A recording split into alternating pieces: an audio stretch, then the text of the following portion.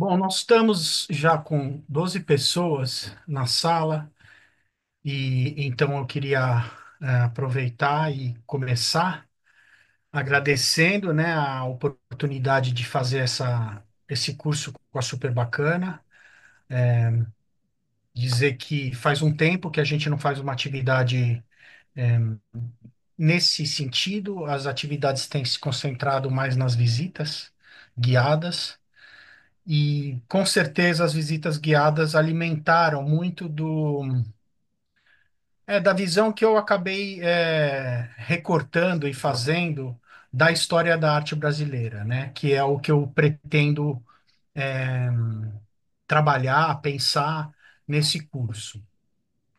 Eu pus ABC porque no final eu vi que é um ABC mesmo, assim, a arte brasileira contemporânea acabou se transformando numa espécie de conjunto de disciplinas, de saberes, de obras, de personalidades, de movimentos que aparentemente são de conhecimento geral, né? Eles existem, né? O tropicalismo, né? O concretismo, a arte concreta, a antropofagia, né? Mas eles não, ainda eu não acredito que eles tenham sido tomados de posse, ainda do ponto de vista de uma tomada de posse em termos de história da arte, né?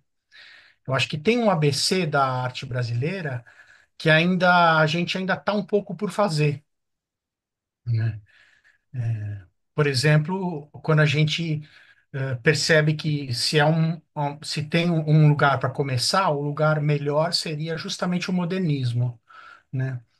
O modernismo brasileiro, a gente está vendo cada vez mais claramente que ele se diferencia do modernismo europeu, né? Do modernismo que a gente chama de modernismo canônico. E, e também se diferencia do que ocorreu, por exemplo, nos Estados Unidos, né? No processo da segunda metade do século XX, no pós-guerra, na cidade de Nova York, por exemplo, em termos de manifestações pictóricas, em termos de uma inscrição da cultura na sociedade contemporânea.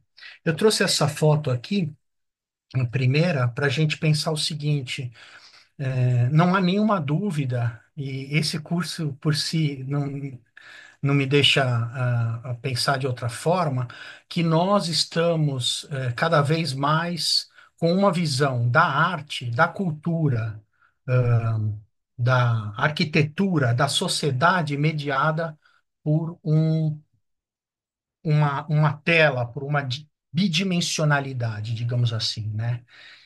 Esse é um padrão que com o qual a gente convive e que acabou gerando uma espécie de consistência. Nós temos uma consciência ao ver determinadas fotos, a determinadas imagens de determinadas obras, que elas têm determinado valor, né? Por exemplo, um valor que ele é inescapável é a questão do metro linear, né? Que uma pintura a óleo ela tem uma consistência de preço determinada por um valor do metro linear, assim como existe um valor do metro quadrado, no mercado imobiliário. E, dependendo do material com o qual essa obra é feita, por exemplo, se ela é feita com óleo, né, com a tinta óleo ou com a tinta acrílica, esse metro linear também vai mudar de preço, né? Então, aqui é uma abertura do site, se não me engano, da SP Art ou da ARPA, agora eu não estou mais lembrado.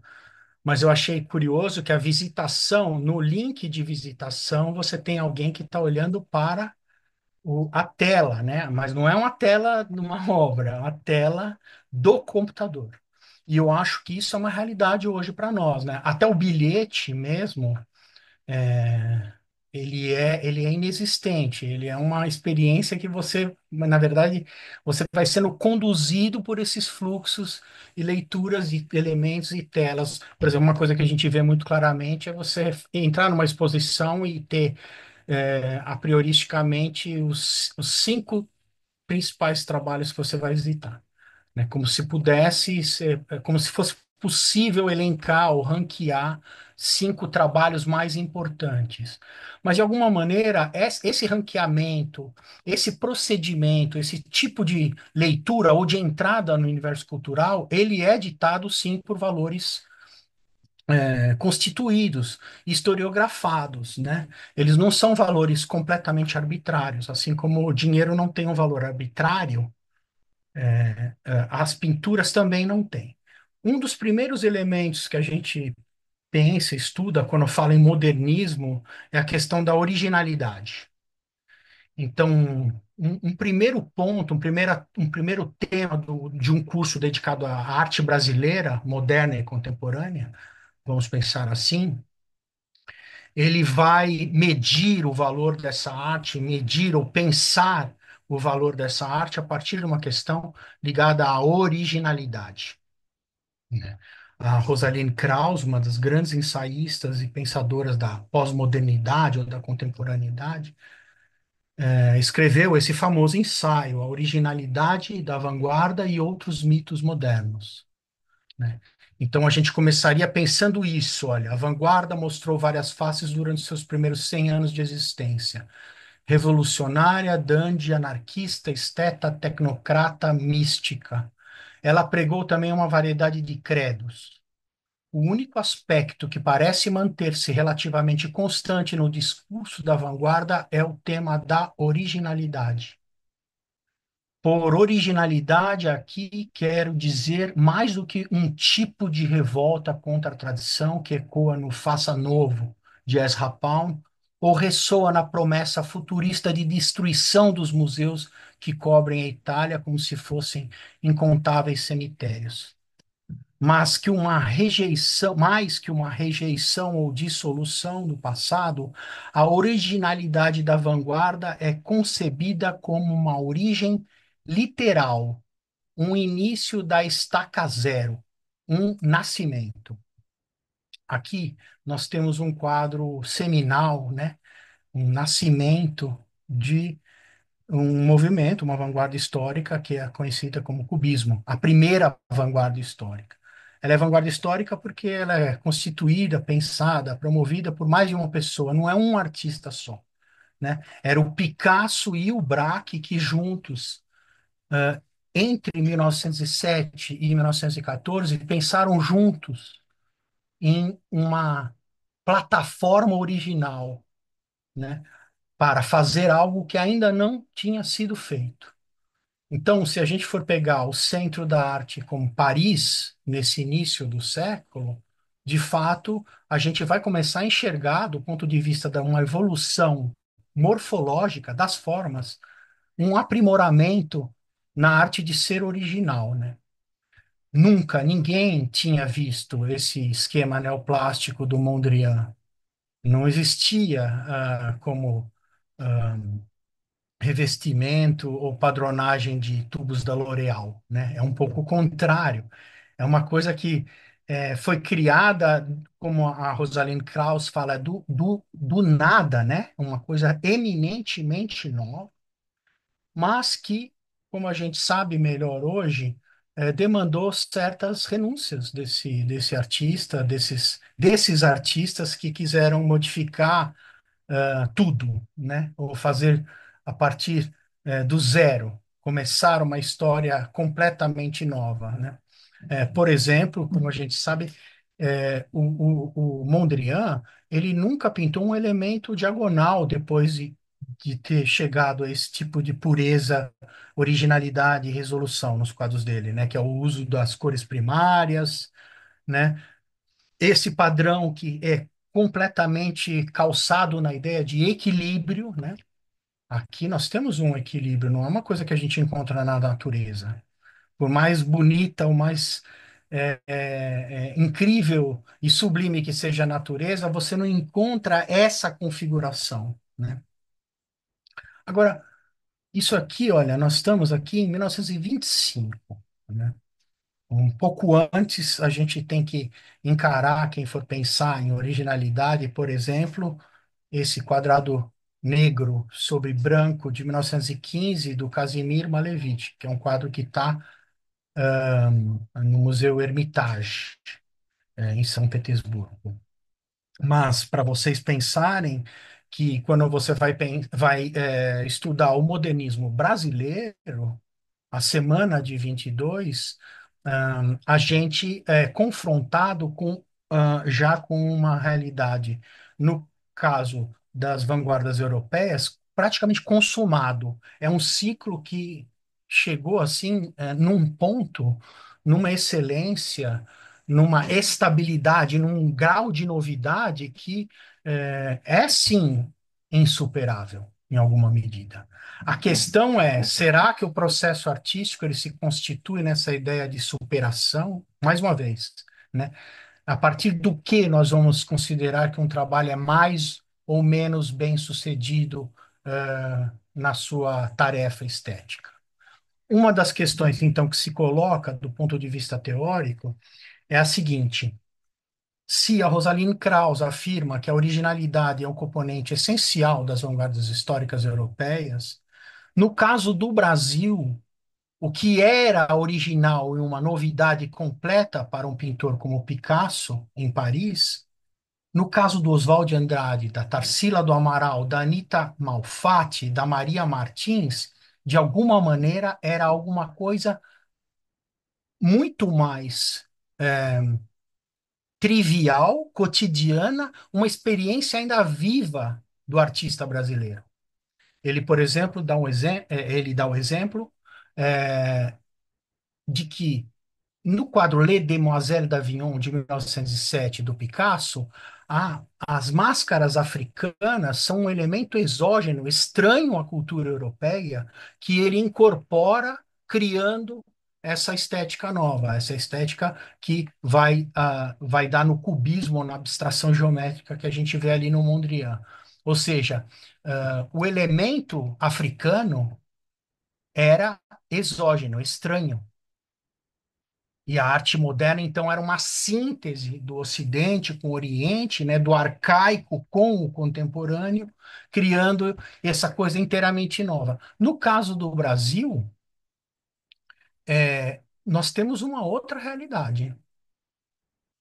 Nós temos uma realidade que, como o professor Antônio Cândido demonstrou, no seu livro Literatura e Sociedade, tem a presença do elemento indígena e do elemento africano como constituintes de uma forma ininterrupta, né? Dentro da sociedade brasileira, a presença dessas culturas, ela nunca deixou, nunca foi interrompida, né? Nós temos uma relação com um elemento que era moderno e revolucionário na Europa, como a nossa relação que nós temos com o samba, né? O samba é esse elemento exógeno, exótico, estranho na Europa, ou mesmo nos Estados Unidos, né? Mas para nós não. Para nós é familiar. Então, a primeira tese, e o curso, no fundo, ele é inteiramente baseado nessa tese, de que a vanguarda, as revoluções, as transformações, as inovações da arte brasileira, elas são coisas congeniais, que estão dentro da nossa cultura e não estabelecem uma ruptura, né? Não estabelecem necessariamente uma visão radical, por exemplo, onde não é possível você traçar uma diagonal no seu quadro. Esse quadro da Tarsila foi pintado em Paris, em 1923. Ele foi apresentado em Paris para o Léger, os seus alunos. A Tarsila era porta-voz do que aí, né? A gente pode pensar, a gente pode já começar por exemplo, fazer uma coisa que é básica, né, para quem estuda arte, que é comparar uma obra com a outra, né? É comparar esse esquema neoplástico aqui, né, do Mondrian, do mesmo ano praticamente, com essa realidade desse quadro que é do acervo do Museu do MAC, né, Museu de Arte Contemporânea da USP, atualmente no Detran, no prédio do Niemeyer ali do Detran. Bom, alguém arrisca falar qual o elemento que seria congenial, ah, e que é contrastante, né, com o esquema do Mondrian? Ele é o elemento mais, assim, emblematicamente brasileiro nesse quadro, que é a questão até da cor, né, da folha de bananeira, que é uma diagonal, né? Então, na história da arte do Julio Calargan, você vê que o Mondrian rompeu com o Duisburg por essa questão da diagonal, que ele achava que era uma questão retrógrada, né, que ia para trás, que levava a arte não para uma pureza e uma novidade mais radical, mas levava atrás a arte para a perspectiva, a ideia de ilusão de profundidade. No caso do modernismo da Tarsila, não é bem isso, né? Não é essa diagonal, ela não está assim do lado do tradicional na arte, ela está no lado justamente do congenial, né? De uma arte que é moderna, porque ela enxerga, por exemplo, na simplicidade do elemento folclórico, né? Do elemento, o artesanato, né? Ou os padrões da pintura indígena. Nessa simplicidade, por exemplo, uma, um vetor, uma ideia, ãh, uma ideia para se construir, uma identidade a se construir, né? Outra coisa que a gente pode ver é que aqui a gente tem um contraste muito claro entre o primeiro plano, que é figurativo, né? Ele é orgânico, né? Ele tem uma afetividade, né? Ele estabelece uma reciprocidade, né?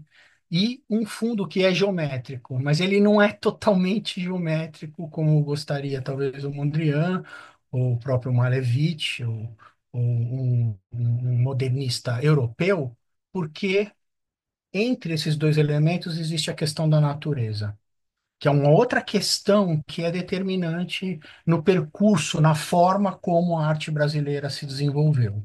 Tá?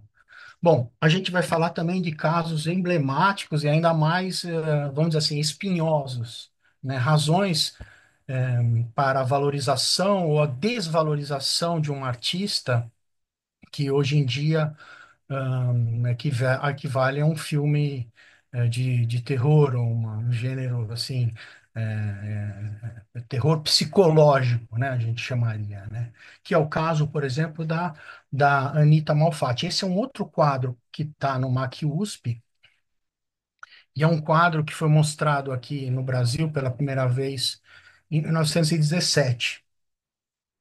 E quando as pessoas, a inteligência local, capitaneada pelo Monteiro Lobato, viu isso, associou à loucura, né? A paranoia ou mistificação.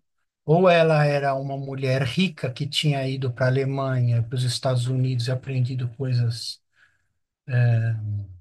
de mau gosto, estranhas, que ela estava querendo reintroduzir aqui no contexto local, ou ela era louca, né, mesmo, né? Esse é o título do artigo que o Monteiro Lobato escreveu sobre a Anita Malfatti, né? Paranoia ou mistificação. Agora, o que honestamente a gente pode falar sobre esse quadro, pensando na década em que ele foi pintado, né, por exemplo, né? A radicalidade, a coragem que estão aqui nesse movimento, né? Inclusive nessa intitulação, porque ela chama de a boba. Já tem um elemento aí que não é um elemento heróico, emblemático, né? Uma coisa assim, cuja potência a gente depreende da proporção, ou do acabamento, ou da perfeição, etc, etc, mas de uma coisa que é diagonal, meio enviesada, um olhar estranho, né? Para onde ela está olhando? Qual é a nossa relação com essa pintura, né? Eu nunca tinha parado para olhar essa pintura direito. Eu via ela no livro do Walter Zanini, que era onde ela tinha uma reprodução assim super bonita, que é super fiel. Mas quando eu olhei honestamente para ela, ah, Eu vejo todo esse constrangimento aparecer. E esse constrangimento, ele é uma questão, ele é uma novidade. Quer dizer, no contexto em que ele foi colocado, ele era uma novidade tão absurda, tão difícil, uma novidade calçada na fragilidade, num, numa turbulência, numa intempérie, digamos assim, né? Enfim, vamos passar, por exemplo, por essas obras emblemáticas, que elas acabam virando emblemáticas, porque elas acabam escrevendo a história da arte brasileira, elas acabam determinando o que a outra artista tem coragem de fazer depois do que acontece com ela, por exemplo, né? Por exemplo, há uma relação entre a Tarsila e a Anitta, em termos de exposição, de colocação, de longevidade, de deslocamento, etc, etc. Bom, aqui nós temos a silhueta de Manhattan, que, acreditem ou não, ainda é a régua mais consistente e festejada quando se fala em valor financeiro de uma pintura, né? O Chelsea, né, é o bairro onde se concentram essas grandes galerias, ainda. Eu falo assim, ah, não, mas tem galeria na China. Tem, mas essas galerias, esses preços, esses artistas vêm expondo consistentemente aí, né, nesse bairro aí, né? E não são só galerias, são dispositivos culturais, uma estrutura que envolve, inclusive, arte urbana, que envolve instalações permanentes, que a gente só veio a ver no resto do mundo quase 40 anos depois, né? Então, aqui nós temos um paradigma cultural, né? De onde quer que você olhe, você acaba vendo um emblema, né? Um emblema de uma cultura. Essa é uma cultura dominante dentro do nosso discurso e do nosso pensamento sobre a própria arte brasileira, né? O artista aqui brasileiro que está expondo ou que vende em Nova York, ou que viveu em Nova York como Hélène Sica durante 9 anos, né? Então, o curso também, ele estabelece várias relações entre a arte moderna e contemporânea norte-americana e a brasileira, porque isso é uma coisa que eu acabei no meu percurso pesquisando e, vamos dizer assim, afinando dentro da minha própria percepção da cultura mais local, né? Para mostrar, por exemplo, que foi nos Estados Unidos que eu fiquei sabendo que o Heitor Villa-Lobos compôs uma música chamada New York Skyline, ou seja, esse skyline aqui dessa cidade, ah, e o procedimento que ele utilizou para compor é um procedimento completamente, vamos chamar de onírico.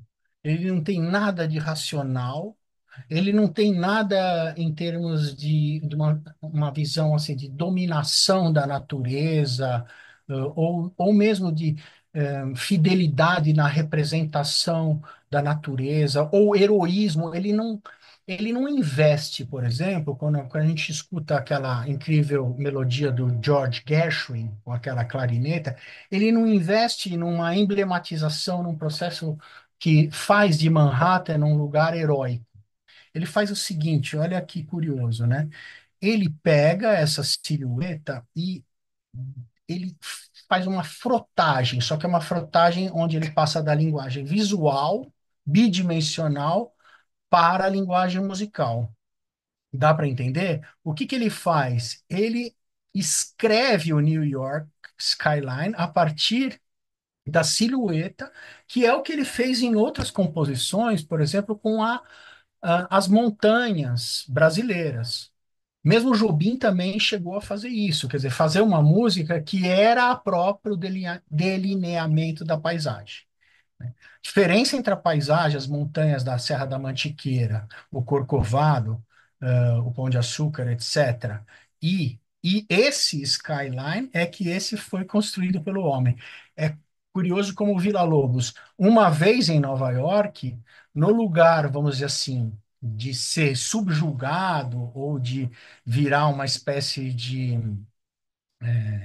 entregue a uma cultura dominante, a música, nova-iorquina, a música do Gershwin, por exemplo, ou de, enfim, das grandes orquestras que eles têm da cultura norte-americana musical, que é por si mesma heróica, glamurosa, né, riquíssima, etc. Ele um pouco, ele inverte, né? Ele faz uma inversão sugerida pelo Oswald de Andrade no Manifesto Antropófago, que é a transformação permanente do tabu em totem. Então, o que era proibido é colocado como um gesto de afirmação, né? Fala assim, mas não se pode compor uma melodia a partir disso que você está fazendo. Não, vocês podem ir no YouTube e escutar, inclusive, né? Que além de escrever essa obra, ela foi interpretada e gravada muitas e muitas vezes, né? Então, para mostrar isso, que esse primeiro momento do curso, ele é dedicado a partir de certas comparações e certos paralelos, enxergar a singularidade do modernismo brasileiro.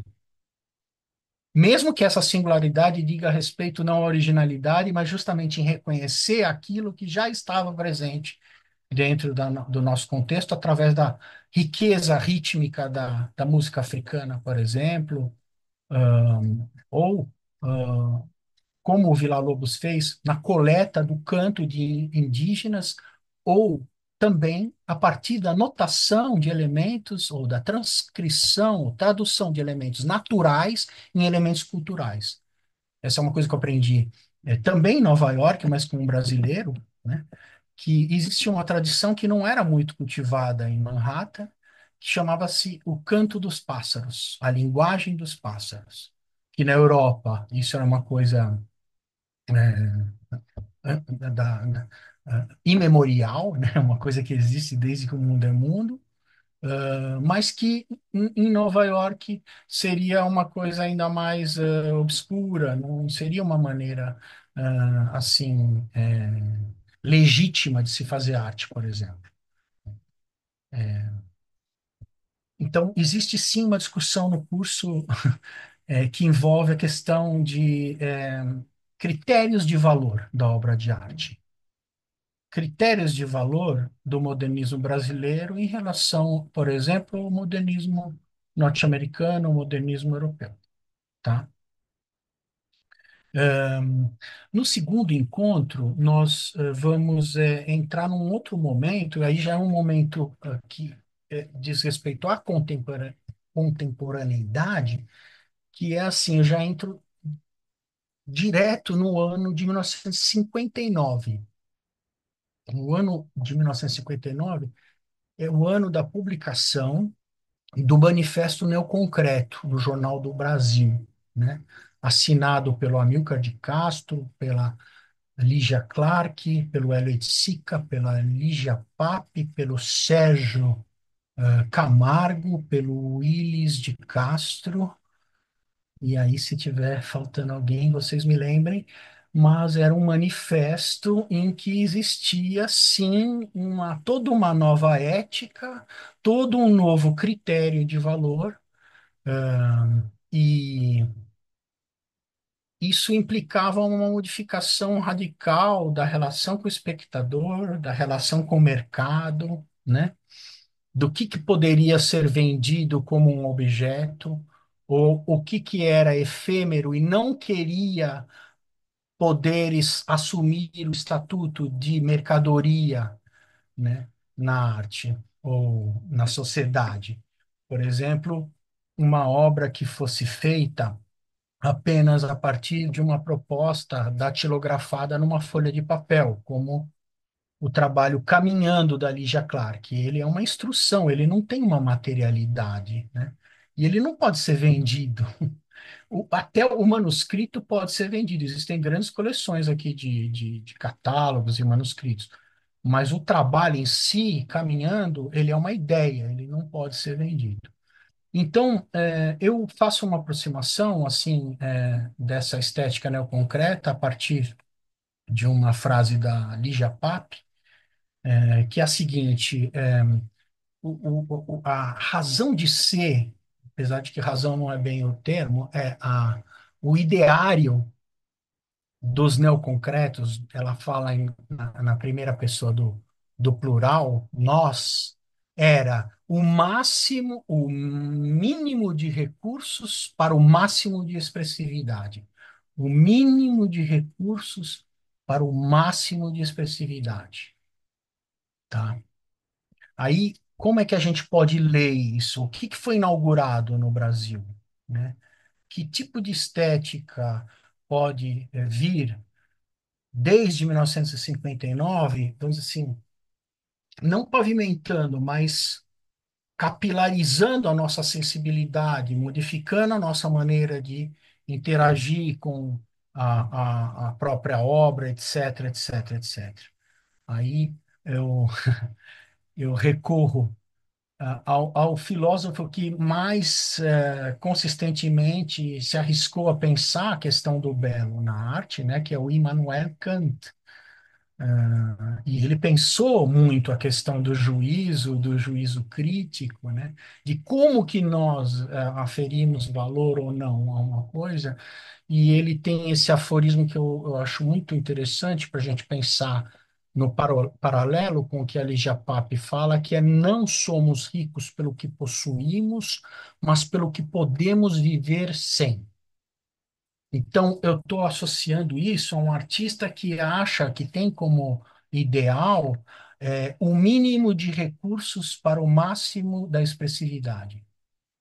Vejam que é quase o contrário do que a gente vê hoje em dia, onde o artista virou uma espécie de empresário, em que ele tem o máximo dos recursos, né, para uma produção que, às vezes, subjetivamente, não tem expressividade, muitas vezes. Não estou falando que a expressividade é um quesito, eu estou simplesmente tentando tensionar essa questão. A gente começou com metro linear, né? Altura versus largura, de um valor de uma pintura a óleo, por exemplo, e aqui nós estamos diante de um outro sistema de valor, né? Então, quando a gente pensa em arte e mercado, não é assim, não, aqui o mercado acaba moldando o desenho, a narrativa da história da arte. Não é isso, é porque existem concepções do mercado que, assim como no caso da arte, são complexas. Não são tão duais, não são tão simples. Na verdade, o mínimo de recursos para o máximo da expressividade não é uma coisa simples de se conquistar. Por exemplo, no trabalho da Lígia Pape, que está em Otim, em caráter permanente, o Teteia, as pessoas olham e elas ficam maravilhadas, porque aquilo tem uma espécie de monumentalidade, né?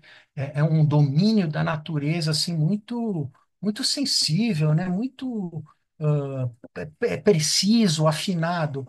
Mas quando a gente olha o trabalho bem de perto, a gente percebe o seguinte, que ela fez tudo aquilo com preguinhos, daqueles preguinhos bem triviais, sabe?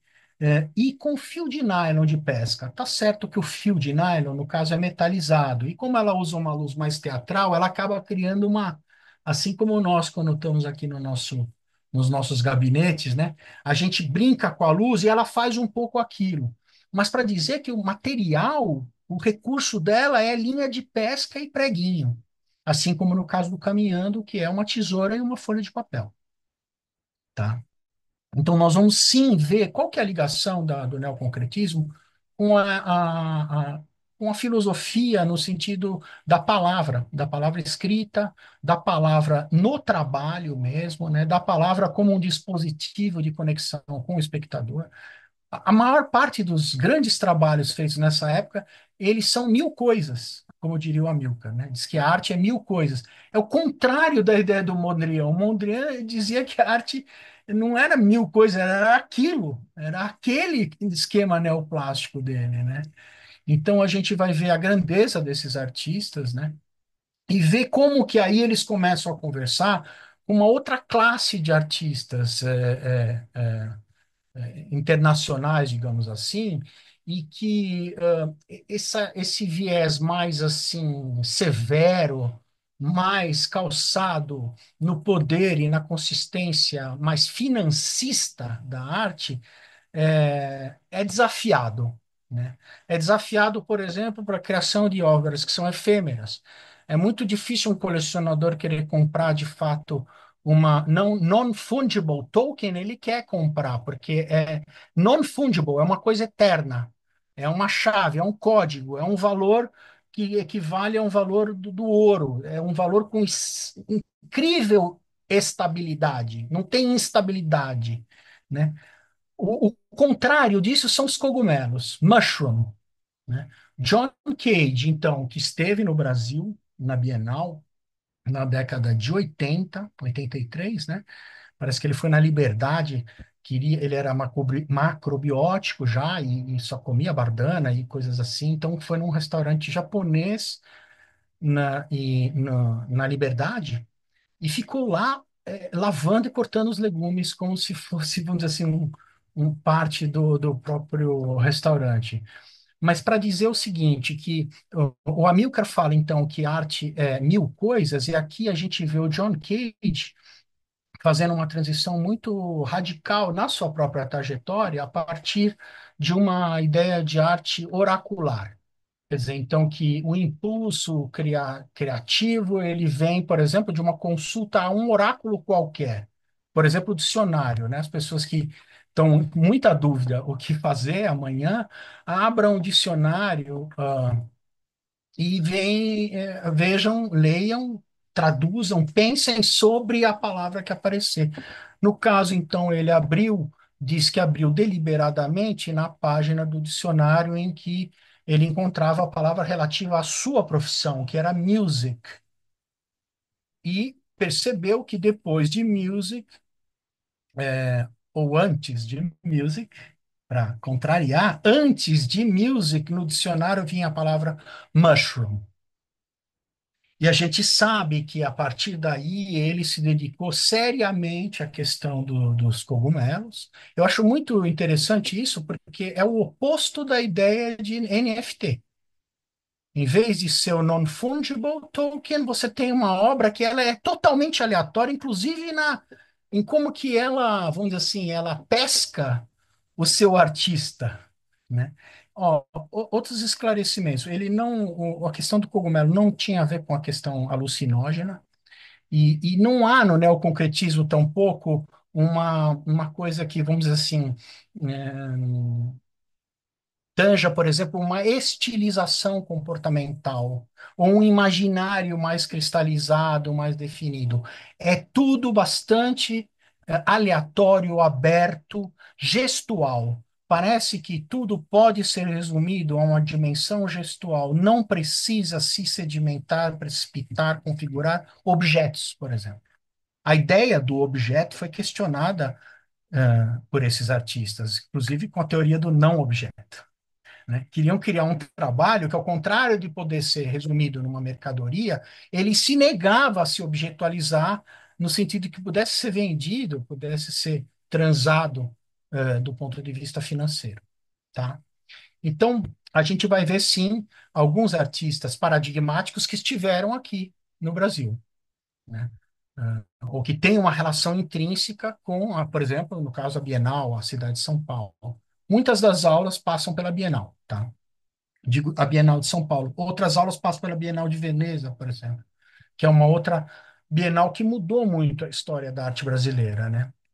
Bom, aqui um desenho, já estou me estendendo mais um artista americano, mas esse é um famoso Robert Rauschenberg, de 53, onde ele apagou um desenho do de Kooning um pouco para mostrar que esse espírito do mínimo de recursos para o máximo de expressividade, ele não era também uma coisa, vamos dizer assim, local, como no caso do modernismo brasileiro, congenial, mas ele era mais uma coisa pensada em termos de uma nova filosofia, né? De uma nova maneira de pensar, por exemplo, a ideia de produção.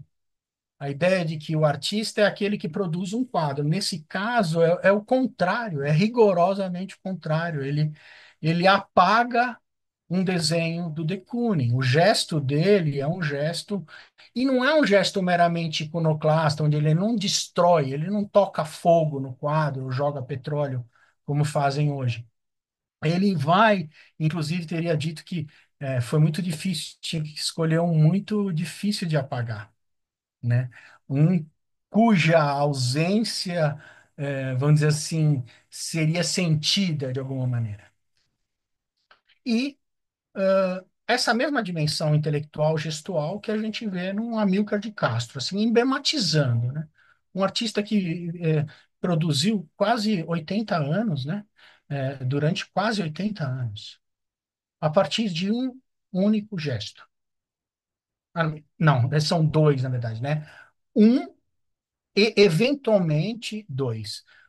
O gesto é o corte, mas não é o corte de qualquer matéria, é o corte de aço cortém, né?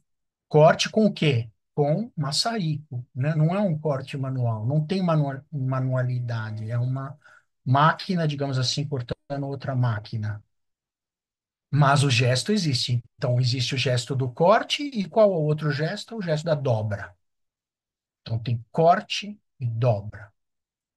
Existe uma série dele de 87 que, diga-se de passagem, não vendeu nenhuma peça foi vendida nessa exposição, porque ele resolveu, em vez de dobrar, fazer peças que eram simplesmente cortadas. Elas não eram cortadas e dobradas. Então, são peças de aço cortem que ele cortou com laser, mas são maciças. Então, a gente vai ver até uma delas aqui. Mas para mostrar como o mercado em si mesmo, ele é super conservador. Ele não aceita nenhuma inovação, nem dentro do sistema de um artista completamente inovador e revolucionário, né? O mercado, eu assim cansei de, a gente vai que nem repórter querendo saber um pouco do sucesso ou do fracasso financeiro de determinado artista em determinado momento. Então, essa nossa queda pela maledicência, no sentido assim de que é claro que não é o mais importante, né? Nós sabemos que não é o mais importante, mas como é importante no sentido de ver o diálogo do artista com a sociedade, com o colecionador, com, por exemplo, uma mentalidade que, ó, esse aqui é uma peça cortada a laser. Dá para entender, né, que se aqui é dobrado, aqui é cortado a laser, mas essa rotação, desculpa, gente, é meu dedo que não tem a precisão do Amilcar. É, é rotacionado, dá para entender? Quer dizer, não houve uma dobra efetivamente. Então, aqui temos, assim, de uma forma claríssima, e claríssima no sentido de não é não te seduz, não é prolixo, não é estranho, não chega a ser estranho. É nesse sentido, é claro, né? E a gente também pode perceber como que isso é a semente de uma arte brasileira que é revolucionária, aí sim, na conformação em outros suportes, né? Em, em uma arte que o Hélio de Sica ia chamar de um projeto ambiental, né? Que o Brasil, vocacionado não para pinturas, nem para as esculturas, era vocacionado para uma arte ambiental, né? Aqui essa escultura é famosa, a gigante do Amilcar, porque ela é meio uma semente, uma primeira dobradura nesse incrível jardim que é em Inhotim, né?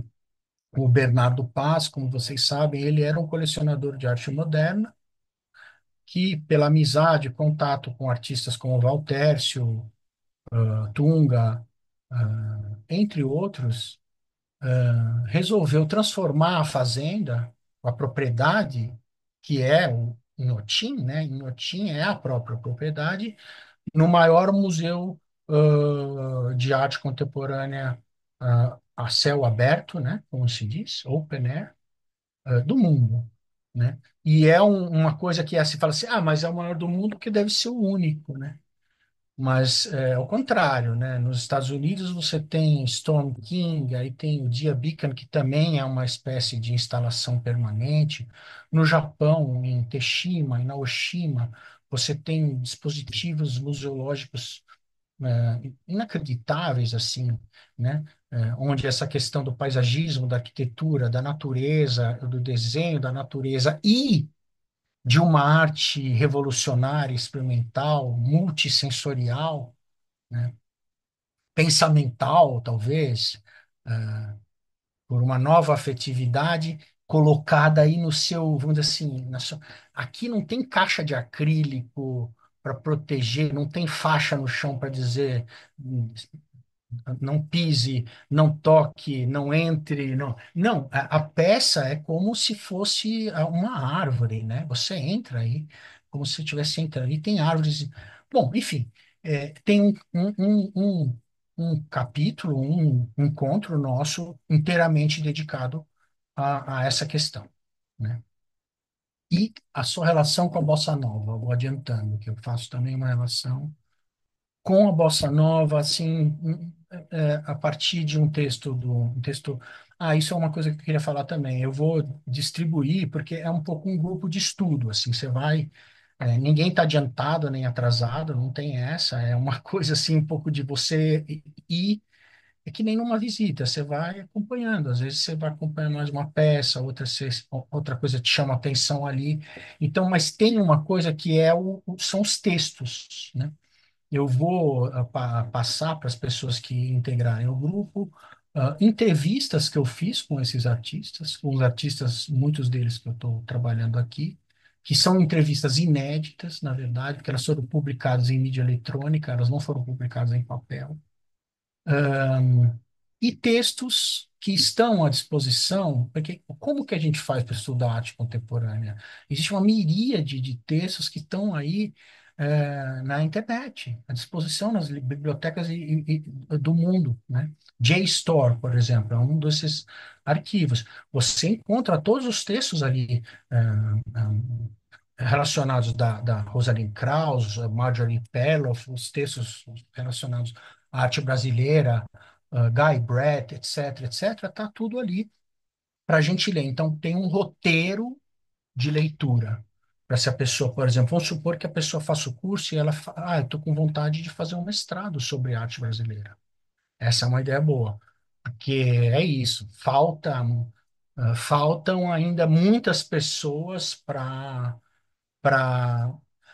olhar detidamente, porque no fundo demanda esse olhar, é um olhar mais do que atento, né? Os top five, na verdade, são o contrário da maneira como você pode entender melhor um trabalho desse do Amilcar a partir de textos dele mesmo, por exemplo, do próprio Amilcar, né?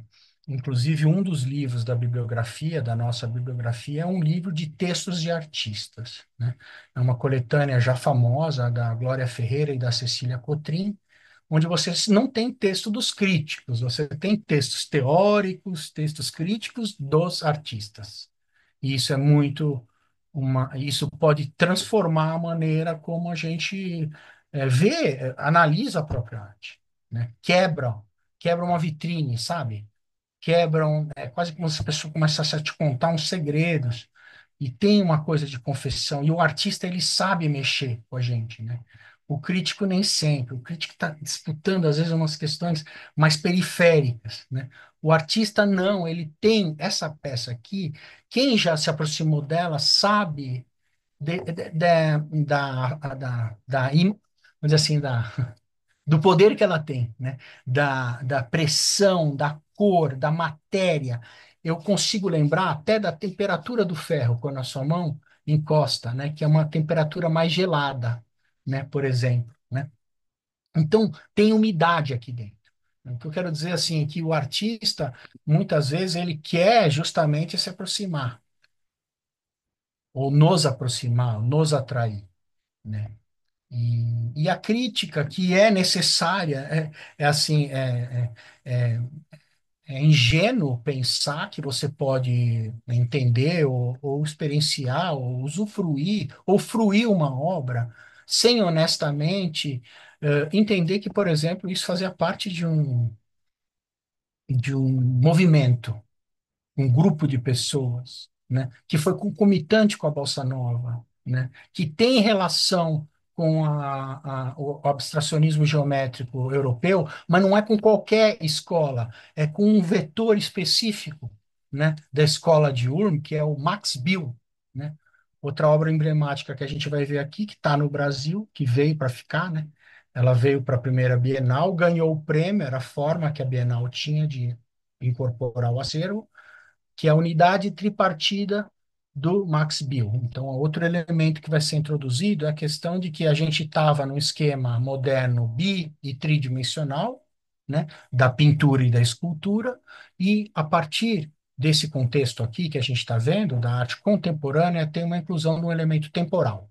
Existe uma dimensão que não é uma dimensão propriamente plástico-visual, né? Ela, na verdade, fere a pureza do automodernismo, porque ela introduz um elemento temporal, teatral, musical, né? Vivencial, né? É um outro tipo de duração, é um outro tipo de experiência. Então a gente vai ver isso detidamente, como que o Elliot Sica, através, ó, de novo, olha o uso da palavra nesse trabalho do Elliot Sica, que é um trabalho muito famoso, mas que não existe, não está em museu nenhum, mais uma vez, porque ele é uma ação, né? Houve até um caso na Arte Rio que tentaram refazer e vender um trabalho do Hélio de Sica que tinha sido queimado num filme do Júlio Bressani. É assim, esse trabalho foi incinerado e dentro de um filme canônico, como é que você vai querer vender ele depois de 40 anos? Então, é bom a gente entender que esses artistas sabiam em que, vamos dizer assim, em que circuito eles estavam escrevendo os trabalhos dele, em que sensibilidade eles estavam, em que revista ele ia publicar. Esses trabalhos, hoje em dia, a gente vê, eles eram publicados em revistas, em cartas, em jornal. E aqui tem esse detalhe de que é uma caixa de amianto, né? Inclusive uma coisa meio, hoje em dia, proibida, né, pelo Ministério da Saúde, não é isso? Tem uma questão aí, ela é tóxica. E aí ela tem inscrita lá no seu fundo com uma fita, quase como fita isolante, né? Preta, mergulho do corpo. Você enche com a água até a superfície ficar como no Lago de Narciso, reflexiva. Então você se vê nesse espelho, mas você não se vê, você se lê, né? Você se vê como se o seu corpo estivesse, né? Nessa leitura, o seu corpo está dentro da água, né? Não é mais aquele espelho narcísico, é um espelho corporal, né? Isso é uma revolução, é uma coisa que aconteceu a partir do pensamento do Elliot Sica e da Lygia Clark, mais particularmente. É talvez a maior invenção da arte brasileira de todos os tempos, né? Que é a ideia do participador. Não um participador, vamos dizer assim, ideal, particular, né? Um participador que é exatamente um dispositivo, a gente chama de dispositivo, que é capaz de nos abrigar a todos nós em relação às obras propostas. Isso era feito, ao contrário de ser feito de uma forma dionisíaca e meio desastrada, esses artistas eram de uma organização e de uma disciplina monástica e de uma capacidade de trabalho inacreditável, de escrita. Então, tudo era escrito, né? Se a gente quiser, hoje a gente consegue ter acesso a tudo que o Hélio de Sica escreveu e transcreveu à máquina num site como o Itaú Cultural, Enciclopédia Cultural Itaú tem um espaço lá dentro chamado Projeto Eleiticica, que é uma biblioteca com todos os textos do Eleiticica, curada pela incrível Lisete Lanhado, a pesquisadora brasileira, curadora, hoje residente em Berlim. Então, a gente vai ler esses trabalhos vendo, claro, esses textos, alguns desses textos que, vamos dizer assim, conduziram o diálogo deles, né? Tem cartas que a Lígia Clark trocou com a Elliot Sica. A família quis proibir a publicação, mas, aliás, é o item mais vendido, né? Em Otim é aqueles bichos de plástico da Lígia Clark feitos pela neta dela, o que é uma realidade. O outro item é esse aqui, que é o Fósforos Varejão, né? Que é uma super contradição também, dada a quantidade de incêndios que a gente tem na arte brasileira, que daria um outro curso só com os incêndios, que é uma coisa inacreditável, né? mas para dizer exatamente que o que está em jogo aqui é esse status da arte, é o valor da arte, né? É a ideia de uma arte que ela não pode ser propriedade de ninguém, porque ela só existe à medida que o público tome posse dela, né? Por exemplo, entre isso aqui é na Whitechapel em Londres. Você, para fruir esse trabalho da Elliot Sica, o Éden, você tem que entrar aí dentro, né? E uma vez aí dentro, você está num casulo, numa outra realidade, você tem uma realidade olfativa. Você sabe qual é o cheiro disso daí? É aquele cheiro meio úmido, né? O cheiro de saco é um cheiro muito particular, mas tem a luz que entra, tem uma percepção que a gente chama de percepção áptica em jogo, né? Não é mais uma questão ótica, meramente. Outro elemento fundamental aí, uma passagem muito clara de uma estética ótica formal, de relações visuais entre formas, para um regime, uma percepção olfativa, corporal, áptica, multissensorial, sinestética. Então a gente vai estudar o estatuto dessa essa nova obra, porque é uma nova obra. Não é uma pintura, não é uma escultura, não é um objeto, né? O que é? Aqui o famoso Bolide, homenagem à cara de cavalo. A gente vai ver todas as séries. E como vocês sabem, o Elliot Sica era passista da Mangueira, né? Foi passista a vida inteira. E então ele era, diz que ele fez um processo de desintelectualização. Ele subiu o morro para se desintelectualizar, porque ele nasceu numa família de. Inclusive, o pai dele ganhou a bolsa, mesmo a bolsa Guggenheim que ele ganhou para ir para os Estados Unidos, o pai havia ganho. O tio, também um intelectual famoso, né? O sobrinho veio a ser também um curador, artista famoso. Então, é o artista que é um intelectual. Ele é um intelectual. Só que ele é um intelectual que gosta de ler Nietzsche e quer se desintelectualizar, ele quer sair do processo mental para ir para o processo corporal. Ele quer sair do quadro e ir para a dança. E aí ele inventa o parangolé, né? A grande invenção do Elliot Sica é uma obra que é uma proposição, que ela é uma obra que ela não existe no museu. Eu já vi exposições, já vi parangolés em mostras nos Estados Unidos, por exemplo, em caixas de acrílico.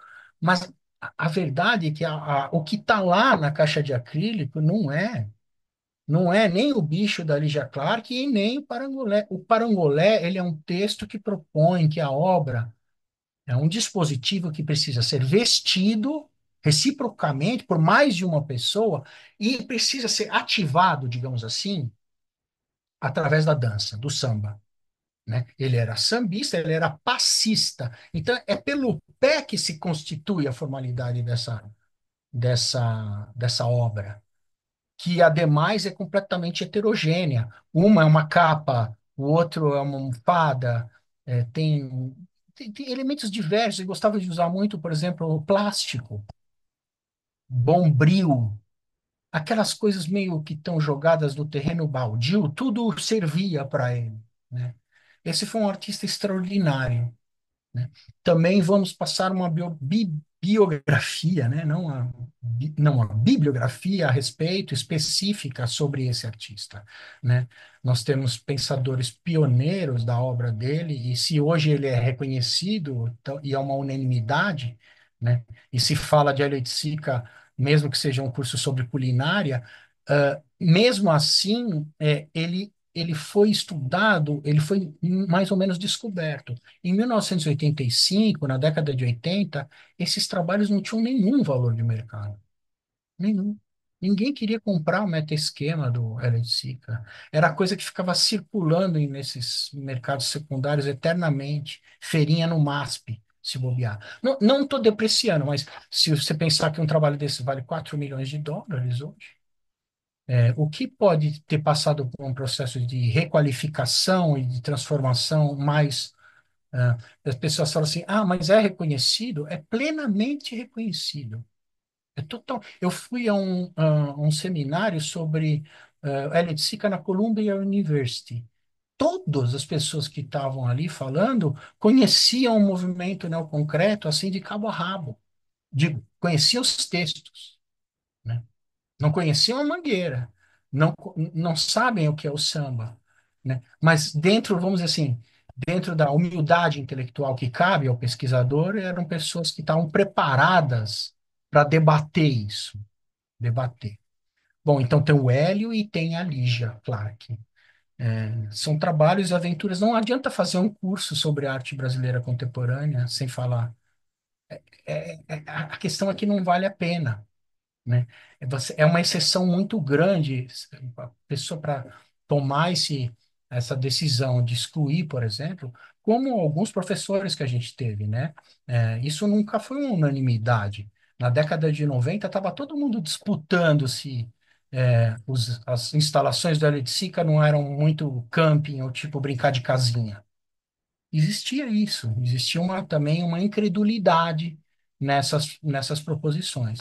Então, se hoje a gente pode ver isso com mais seriedade, no bom sentido, né? Honestidade intelectual, também não foi por falta de debate. Houve debate e existe como em qualquer outro campo, viu?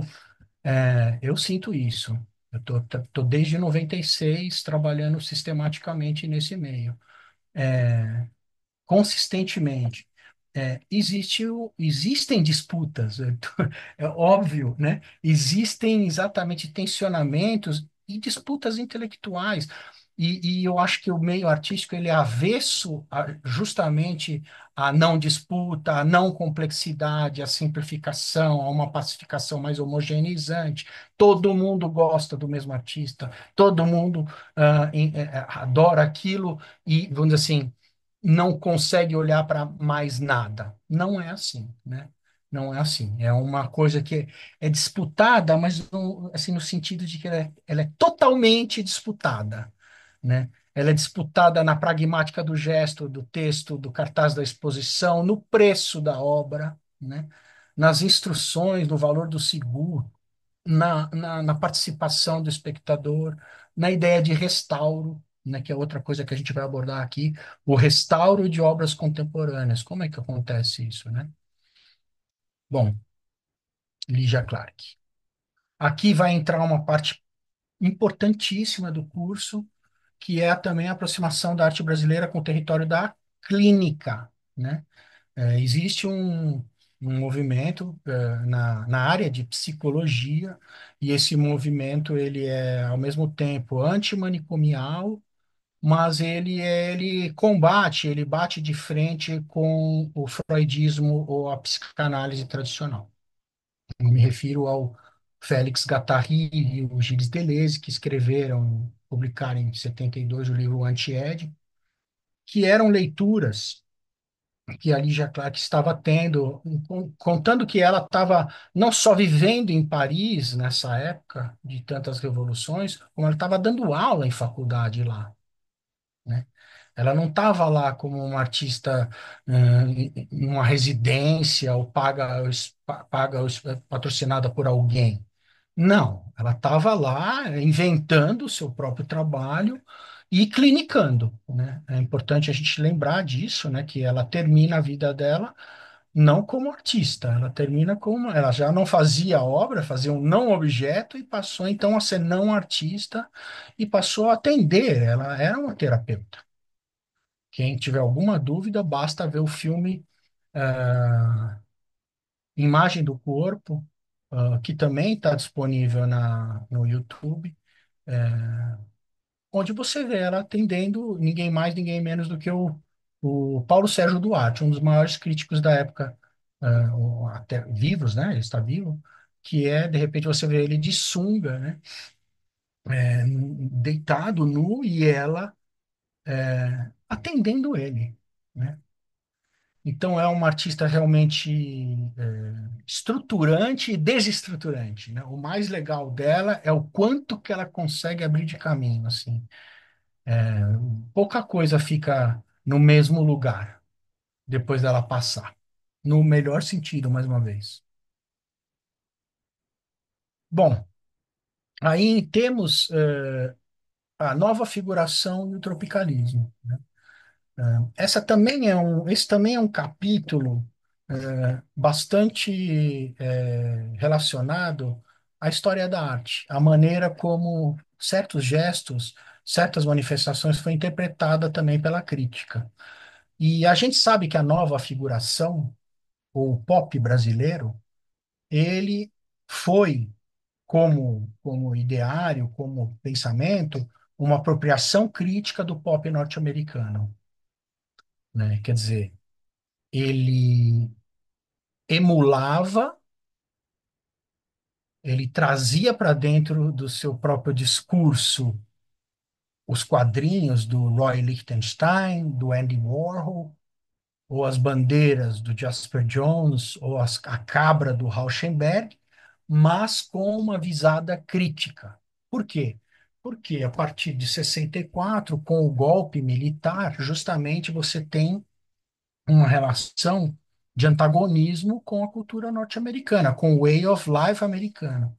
E isso é alguma coisa que é a partir daí, vamos dizer assim, em 59, no neoconcreto, ainda não estava sendo problematizado se havia um antagonismo ou não com a cultura americana, particularmente. Mas aqui não. Aqui há uma necessidade, até retórica, de uma tomada de posição, né? O artista aqui que não estivesse à esquerda, ele está numa relação promíscua com um código. Por exemplo, se ele está fazendo arte pop brasileira, festejando a arte brasileira, se ele fosse, por exemplo, um Romero Brito precoce, vamos supor que o Romero Brito tivesse acontecido em 1960, ele ia manter essa. Ele tem uma figura não ingênua do ponto de vista financeiro, mas do ponto de vista retórico, é muito vulnerável. É tudo muito diáfano, assim, é sem drama, né? É bem assim, low profile. E aqui não, aqui era uma questão que envolvia, através da arte, a problematização da tortura, né? Tudo que a gente está vendo agora com essa, vamos dizer assim, esse escrutínio a respeito do filme Ainda Estou Aqui, é uma coisa que estava no coração do pensamento da nova figuração. Então a gente vai ver esse movimento, vamos entender como que isso representou nuances em ser mais assim ou menos, ou não ser, ou não ser engajado, o que seria. A gente vai ver como que o Wesley Ducli, por exemplo, paga muito caro pela sua falta de evidência de compromisso político. Isso que é interessante. Não basta você dizer que você é compromissado, você precisa demonstrar, através do seu trabalho, o seu compromisso político. Isso é uma coisa que a gente vai ver ressurgir nos anos 2000, né? Especialmente na segunda metade dos anos 2000, um ativismo, né? Mas a gente vai ver também o outro lado. O outro lado, vamos dizer assim, que não era um lado engajado, não era politizado e tampouco era conservador, tampouco era, vamos dizer, alinhado com os Estados Unidos. Se a gente pensar na banda Os Mutantes e na Rita Lee, por exemplo, a gente não tem como honestamente falar que ela, vamos dizer assim, ela se vendeu à mass media, ela se vendeu para os americanos. Não, não é bem isso, né? Ela tem uma coisa rural, ela até falava, né, que ela era a favor, como o Zé Celso, de uma ruralização de São Paulo, né? Não uma ruralização pelo sertanejo, é uma ruralização um pouco assim, de trazer uma música sertaneja para o rock, por exemplo, né? Uma sensibilidade mais assim, brejeira, trivial, às vezes até um elemento de mau gosto, trazer isso para dentro, né, de uma cultura, de uma coisa que se cultiva, né? Então nós temos aqui, vamos passar por esse incrível filme, né, maravilhoso filme do Rogério Sganzella, justamente para falar sobre esse outro lado, que é o tropicalismo. Nós temos a nova figuração e temos o tropicalismo. O tropicalismo é um nome inventado, como muitos outros inventados, pelo Elliot Sica, né? Não é a música do Caetano, Tropicália, que deu nome ao movimento, é o contrário, né? A instalação Tropicália de 67 do Hélio de Sica que deu nome a todas as manifestações musicais, inclusive, que vieram depois, né? E Vamos particularizar isso também, porque existem casos e casos, assim como casos criminais. O Nelson Lerner me deu uma entrevista e falou que o artista hoje em dia é que nem aquele seriado Criminal Minds. Você vai vendo os trabalhos, você não sabe quem, mas você vai vendo até chegar ao perfil do psicopata que cometeu o crime. E um pouco aqui tem essa questão, né? O artista é um marginal, ele é um bandido, ele é mainstream, ou ele está fora, ele é contra a cultura, ele está no manicômio, ou ele se vira e tem a grana dele e sobrevive no sistema capitalista. Então, vamos ver o caso de Cláudio Tosi, um artista também que eu estudei bastante, e vamos ver especialmente o contraste da obra dele com esses pops, que é o pop que a gente conhece, o canônico, né, especialmente do Warhol, que é também uma personagem que vai ser bem presente no curso, até porque nós vamos ter uma exposição maravilhosa dele na FAP, e ele é um artista inacreditável, independente de processos ideológicos aos quais você esteja ligado. Acho preciso ter, vamos dizer assim, a abertura para admitir a grandeza também desses artistas, né?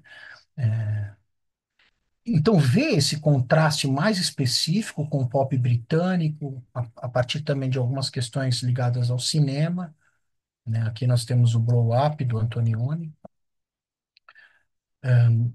A questão da volta da pintura e como que a pintura, no caso do Brasil, volta de uma maneira completamente surreal, meio sonho, né?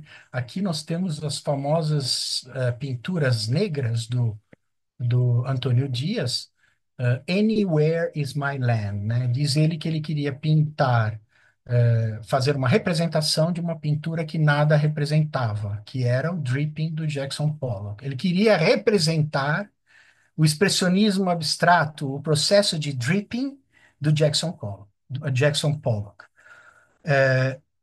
Como é que ele faz isso? Vocês sabem que essa tinta aqui não é tinta óleo, aqui não dá para fazer dripping. Ele não teria conseguido fazer dripping, esse gotejamento, essa dança, se a pintura, se a tinta tivesse a consistência do óleo, né? Ele fez com esmalte sintético, que é a tinta que está nos nossos carros, né? Essa tinta automotiva, que tem uma liquidez muito interessante, né? Quando sai da lata, né? E aí é liberta por ele. O Antônio Dias, ele vai fazer uma espécie de aprisionamento, enquadramento, ou ele inverte, né, os pontos. Isso aqui é uma pintura feita, vejo aqui, em acrílica sobre tela. Bom pensar nisso também, né? Quem quiser entender o valor de uma obra, pensar também nessas questões técnicas, né? Quem disse que uma pintura a óleo deve valer mais do que uma de acrílico? Quem disse? Como?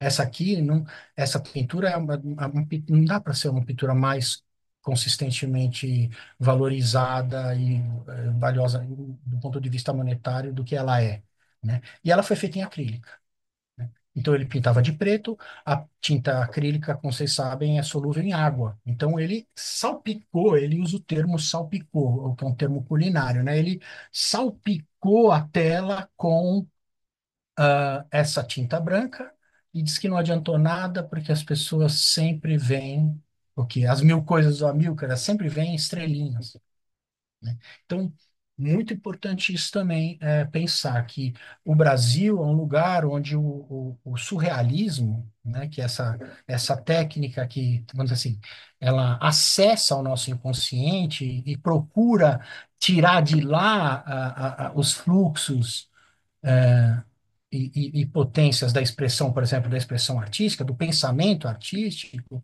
ele tem uma questão também que leva em conta o senso comum, o prosaico, né? O humor, o elemento disruptivo que a arte compreende, né? Então, isso seria o tropicalismo. O tropicalismo, ele tem né? É um processo de ruptura, né? As roupas, a guitarra entrando um pouco no lugar daquele intimismo do violão, do banquinho do violão do João Gilberto. Quer dizer, existe ali um choque também, né? Um choque desalienante, mas não é um choque que vai te deixar mais engajado, necessariamente. Ele é simplesmente desalienante. Ele te joga para um outro lado. Então, esse é um outro grande artista que a gente vai ver com calma. É, quer dizer, calma também é uma palavra difícil de colocar aqui, porque também são muitos artistas, né? Não, não vamos dizer que não é panorâmico, acho que tem que ter esse dinamismo assim para a gente também deixar a nossa própria curiosidade, nosso próprio estudo livre, né? Para ele não. Eu adorava os seminários assim detidos sobre Machado de Assis. Eu acho que é uma maneira importante de se estudar e de se compreender a arte. Mas eu acho também que as visões panorâmicas nem sempre são amadorísticas necessariamente. E eu acho que as pessoas também são bem-vindas de onde elas vêm. No contexto contemporâneo, mais do que nunca, não existe essa especialização das linguagens ou dos saberes. Bom, então nós estamos aqui encontro, no encontro 4 a gente vai falar sobre a geração 70 vamos dizer assim, a geração que a gente chama da arte conceitual mesmo, e geração 80. Elas são contrastantes, parece que não, mas são, assim como entre o concretismo e o neoconcretismo, a gente vê elementos, não é elementos polarizados, é elementos contrastantes, né? A gente vê contrastes e vê estratégias dos artistas também cada vez mais variadas, né? Esse é um quadro que é do acervo da Pinacoteca do Estado e ele é um quadro que foi pintado a duas mãos. Isso é uma questão também nova, né? Por exemplo, o mercado é conservador. Eu conheço um grande pintor brasileiro que fez uma exposição em coautoria com outro pintor. Ele vendia super bem, mas quando ele fez em coautoria mas ele não conseguiu vender, porque as pessoas não sentiam a vontade, conferindo o devido valor, ou pagando aquele valor tão forte, né, grande para uma pintura, à medida que fosse feita por duas pessoas. Não consegue enxergar o artista. E aqui esse trabalho é justamente de um artista que problematizou muito a questão infraestrutural da arte, a questão de qual o critério, como que se confere o valor, quais são os rituais pelos quais o artista passa para se introduzir na sociedade, né? E como vocês podem ver, também é uma coisa um pouco escatológica, tem uma comicidade muito grande. Estamos falando também de dois artistas que tinham como mestre, guru, posso até dizer, o próprio Oswald de Andrade. E a própria ideia da antropofagia, de ter o amor-humor, uma arte que um pouco, quando o português chegou, fazia um dia de chuva e o português vestiu o índio. Fosse um dia de sol, o índio teria despido o português, né? Ter essa inversão do tabu em totem, mas como uma filosofia de vida mesmo, como um princípio criativo, né? Admitir as inconsistências, por exemplo, a curta trajetória do Frederico Nasser, ela é muito caracterizada por trabalhos nos quais, no lugar de você ter problemas formais, a tinta, a questão da figuração, você tem toda a infraestrutura, o que a gente chama de paratextos compondo o quadro. Esse trabalho que é da coleção, né, da incrível coleção do Augusto Lívio Malzone, é um trabalho pequeno, de 1968, que tem o título Some Kind of sorte. Então, a gente vê esses palitinhos quebrados, esses pedaços de esponja, tem um durex, quer dizer, uma coisa que é ligada a um movimento que também foi importantíssimo para essa geração, que é a arte povera, né? A arte justamente que opera com matérias que fazem, levam a pensar e não levam a determinados acabamentos, a determinadas formas, né? Que falam sobre a precariedade do próprio sistema das artes. Olhem o catálogo que ele produziu E como é estranho o fato de que quase todas as imagens do catálogo mostram figuras de costas para nós, para o espectador. Não mostram o rosto do artista, né? E mostram os bastidores de uma exposição, né? Aqui temos uma, um elemento fundamental também em todo esse percurso, que é quem são os primeiros críticos e os primeiros receptores públicos das obras dos artistas? Muitas vezes são os amigos, né? Os amigos artistas que visitam seus ateliês. Então, aqui ele botou uma foto. Aqui é o Cássio Michelani, um artista importante dessa mesma geração dele, um pouco mais jovem, olhando um trabalho do Carlos Fajardo. Ele está olhando um colega olhando o trabalho de outro colega. Não é um trabalho do Frederico Nasser, são duas pessoas que fazem parte desse círculo que é o sistema das artes, e o que ele escreve: Don't tell a lie, don't kill your brother, let's talk a little. É o contrário do Instagram. No Instagram, você vê o trabalho, você ou like ou não like. Ou se você achar que é uma coisa horrível, você ainda dá um report. Aqui ele está falando, não, que don't tell a lie, don't kill your brother, quer dizer, se ele falar que gosta, não gostando, ele está mentindo, certo? Agora, se ele falar que não gosta gostando, ele também está mentindo. Então, a questão é que não se trata por exemplo, o Antunes Filho brincava que se a gente falava bem de uma peça de um colega, não tendo gostado da peça, falasse, vamos dizer assim, de uma forma tendenciosa sobre a peça, você ia estar killing your brother. Você ia estar, na verdade, deixando a pessoa sem rumo, porque se você fala que gostou de uma coisa que, na verdade, você não gostou, você deixa o artista sem rumo. Let's talk a little. É exatamente a questão. A arte precisa ser debatida, ela precisa ser, vamos dizer assim, experimentada, ela precisa ser compartilhada.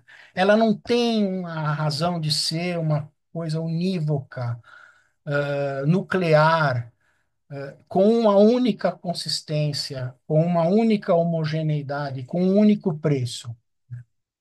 Então, a gente vai ver isso. Esse artista, ele era artista também em fazer uma coisa que eu, como criança, nunca esqueci, que ele sabia fazer aquelas bolinhas de fumaça, né? E eu acho muito interessante isso, né? Que ele é um artista que ele deixou uma obra muito pontual, raríssima, mas ele já era mestre nisso, assim, em, em mediar o quanto que ele cria, o quanto que dura o espetáculo dele, tá? E aqui a contracapa, que é ele de costas, como não poderia deixar de ser. E mostrar como que existia um diálogo intenso entre esses artistas, né? Você vê aqui essa nota de zero cruzeiro do Cildo, que foi feita depois, diga-se de passagem, mostra um interno manicomial de costas para o espectador, mostrando também um zero, assim, um valor zero, relacionado, por exemplo, o Paulo Reckenhoff comenta, né, relacionado à bidimensionalidade. Então, é quase como se a pintura tivesse que ser revista a partir de um grau zero. Então, nós temos dois seres à margem da sociedade pensante, da sociedade, do núcleo da sociedade, que é o indígena, aqui embaixo, e o manicomial, o louco. Então a gente vê nas últimas bienais, né, como é que foi a nossa experiência com a arte feita pelos internos contemplados ou cuidados, né, finalmente pela Anísio da Silveira, por exemplo. Mas também foram contemplados aqui pelo Cildo. Bom, então a gente vai ver essa questão da arte conceitual e vai ver os refluxos, eu chamaria de refluxo, que é assim, quando a arte brasileira vai caminhando para vamos dizer assim, uma desmaterialização dos suportes, para um percurso mais conceitual, mais político, muitas vezes, existe uma retomada cíclica da pintura. A famosa geração 80 foi famosa também porque eh, trouxe de volta para o mundo da arte a mais querida das suas linguagens, que é a pintura. Só que eles traziam com outro tipo de compromisso, por exemplo, o compromisso crítico, ou viés mais sisudo da nova figuração, na década de 60, já tinha uma outra, vamos dizer assim, uma outra inflexão quando se tratava de incorporar elementos da cultura do pop americano, por exemplo, né? A gente ouve a música do Djavan, uma música como Samurai, que é um emblema da geração 80. Ela tem teclado, ela tem toda uma. Ele fala uma coisa muito interessante, o Djavan, que quando ele escutou Beatles, foi o primeiro momento onde ele teve contato com uma música que tinha uma tonalidade maior, que era uma coisa solar, aberta, desenrolada, né? Porque harmonias da música brasileira, da música instrumental brasileira especialmente, são muito tensivas e refinadas e sutis. E os Beatles são os reis do iê, iê, iê, né? Uma coisa aberta. Então, a geração 80 ela tem isso, ela tem uma coisa de um grande show, tem um otimismo que faz ela ser menos raivosa, por exemplo, em relação à própria sociedade norte-americana e cultura norte-americana. No sentido, por exemplo, de que a incorporação de elementos típicos do way of life americano pode ser feita pelo Tunga em 81, quando ele pega a voz do Frank Sinatra cantando Night and Day e cria uma instalação, talvez a mais importante instalação feita na década de 80, que é o One, que é uma filmagem de uma seção circular de um túnel que passa pelo Morro dos Dois Irmãos, no Rio de Janeiro, filmado em 16 milímetros, unida nas pontas de forma a formar um looping, quer dizer, você entra no túnel e não sai nunca mais, ao som de um emblema da cultura norte-americana, que é o Frank Sinatra, I Did It My Way, que é I Did It My Way, quer dizer, I did it The American Way, né?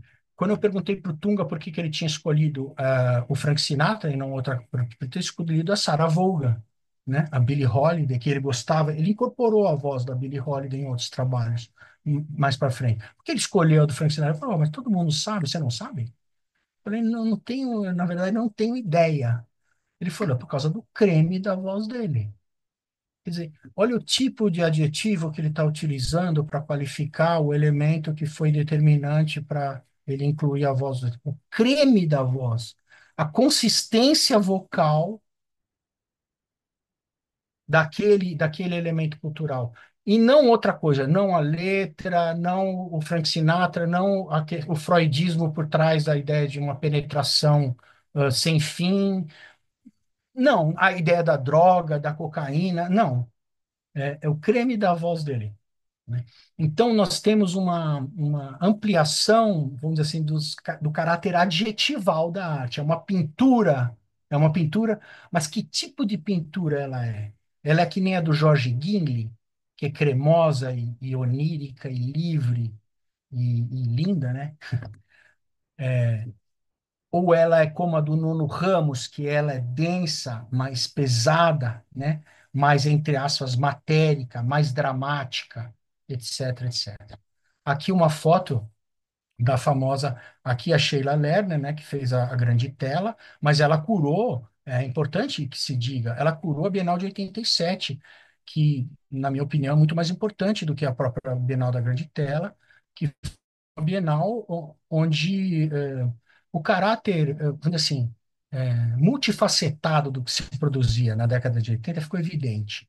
Tinha uma visada mais pop, ao mesmo tempo tinha uma visada mais, talvez, conceitual, sim. Tinham pinturas que eram conceituais, né? Então, para mostrar isso, que talvez um primeiro momento em que o Brasil pode fazer uma música javaneando, né? Ao seu modo um pouco, sabe? Não tem problema usar a gaita do Stevie Wonder, você não vai ser cancelado por isso. Dá para entender? Tá aquém do processo de patrulhamento ideológico, né? É uma conquista desses artistas.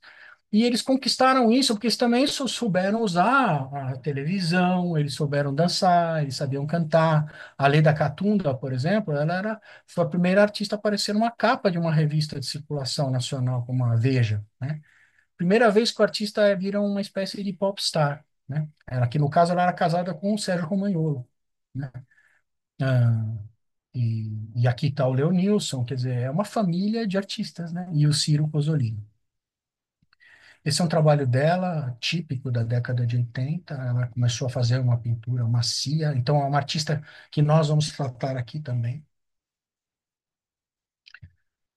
Que também uma coisa importante que vai ser tratada no curso, eu tive a oportunidade de fazer algumas curadorias importantes envolvendo a arte brasileira nos últimos 15 anos. E eu me deparei com um processo que eu acho interessante, que eu costumo compartilhar com alunos e colegas, que é a questão do restauro da obra, né? Como é que o artista queria que esse cabelo ficasse exatamente, né? E esse pente precisa ser polido ou deve ser mantido com essa pátina ou com essa ferrugem? Ah, várias questões que a gente só consegue resolver talking a little, conversando, debatendo. Não existe vamos dizer assim, um lugar inequívoco para o que fazer, né? E é uma teoria muito desenvolvida na Itália, especialmente, a teoria do restauro, né? A obra contemporânea, para ela sobreviver 40 anos, esse trabalho foi feito em 87, sei lá, 84. Ela precisa ser restaurada, às vezes materialmente, mas maior parte das vezes ela precisa ser restaurada conceitualmente. Ela precisa ser repensada pelo curador para ser reintroduzida na sociedade. O que contrasta, por exemplo, com a dinâmica das feiras, né? Essa foi uma exposição que eu curei no Instituto Figueiredo Ferraz e tinha obras assim, que são obras que estão muito longe daquela coisa simples do prego para você pendurar na parede. São coisas monumentais, precisam de um guindaste, né? Precisam de várias pessoas. Enfim, envolvem questões de segurança. Mas para dizer que o importante não é isso, o importante é que o artista ele deixa um recado que vai ser lido no tempo, né? O Marcel Duchamp diz que toda obra de arte tem um coeficiente artístico, né? O que que é o coeficiente artístico? É a diferença entre o que o artista propõe e o que o público consegue ler ou depreender da obra, né? Vamos dizer assim, essa relação. Então, a gente está vendo artistas que são muito bem-sucedidos ao se comunicarem com o público. Esses artistas hoje são artistas assim completamente historicizados, festejados, vivem bem no sentido de um lugar assim construído. Não é rico assim, é rico no sentido de sofisticado, é rico no sentido de consistente mesmo. A Iole de Freitas é um exemplo, mas eu poderia citar, essa exposição tinha uns 60 artistas.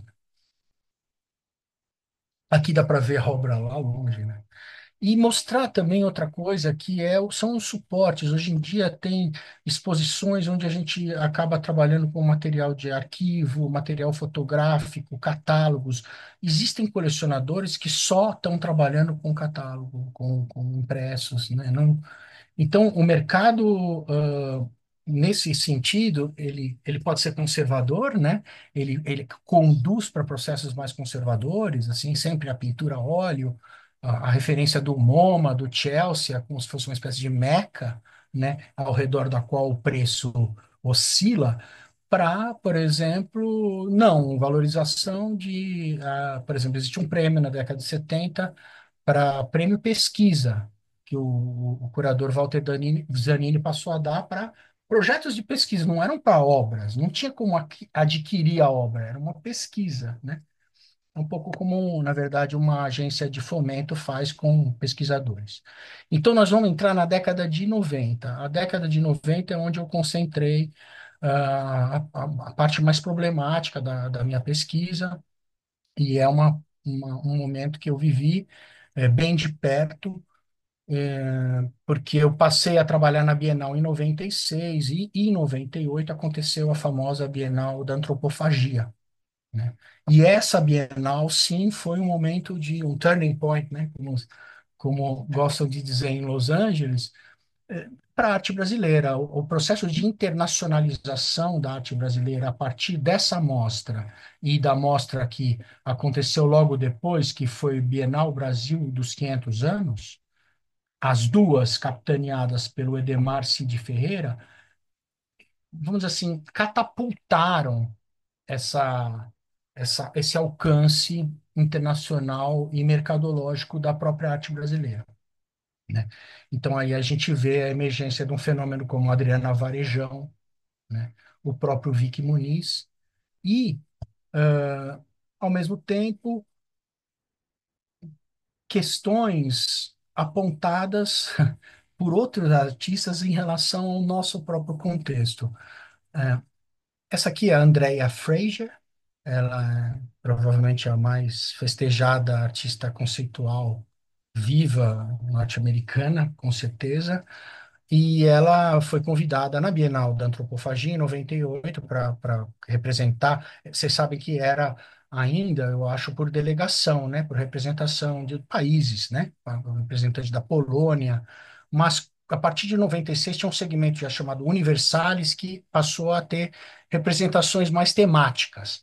Mas o fato é que ela fez tudo de uma forma incrivelmente articulada e inteligente, e ela propôs um trabalho que era um trabalho feito em parceria com a TV Cultura.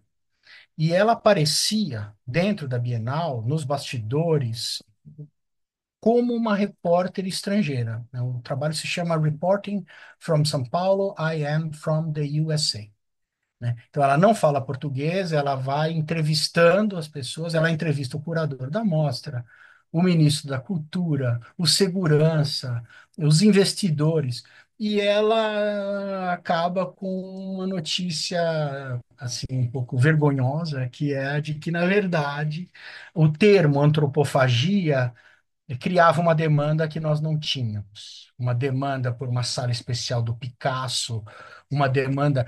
A primeira vez que eu trabalhei na Bienal, tinha uma sala do Munch, Edward Munch, com 80 trabalhos. Se a gente hoje pegar numa planilha de Excel para ver quanto que custou o seguro desses 80 trabalhos, a gente vai entender que existia por trás do próprio termo de antropofagia cultural, vamos dizer assim, de incorporar o que é forte ou o que é supostamente mais forte, uma grande virada institucional, né? A gente via os patrocinadores da época que entraram, né? Bancos mesmo, a Siemens, né?